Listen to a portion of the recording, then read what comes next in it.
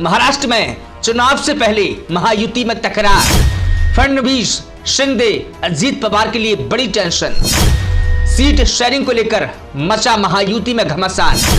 मुंहमांगी सीटें नहीं मिलने से नेताओं में बढ़ी नाराजगी। आरएसपी ने तोड़ा नाता, विधायक से नहीं हो रहा संपर्क।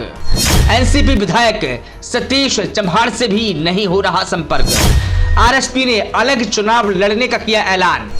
अब बीजेपी की क्या होगी अगली रणनीति? क्या महायुति की खींचतान को रोक पाएगी बीजेपी? देखिए स्वतंत्र इंडिया न्यूज की ये खास रिपोर्ट।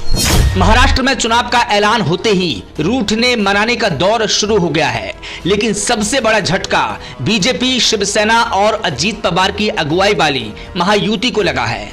अब तक उनका साथ देने वाली पार्टी राष्ट्रीय समाज पक्ष यानी कि आरएसपी ने महायुति से अलग चुनाव लड़ने का ऐलान कर दिया है। उधर एनसीपी के उस विधायक से संपर्क नहीं हो पा रहा है जिन्होंने पत्र लिखकर सरकार पर सवाल उठाए थे।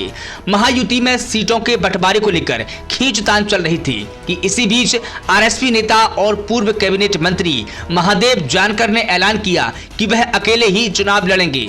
वे ना तो महायुति में शामिल होंगे और ना ही महाविकास आघाड़ी यानी एमवीए के साथ जाएंगे।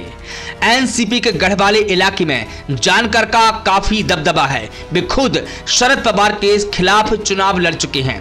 सूत्रों के मुताबिक सीट बंटवारे में उनकी मुंहमांगी सीटें नहीं मिलने से वो काफी नाराज थे। महायुति की प्रेस कॉन्फ्रेंस में वो शामिल भी नहीं हुए।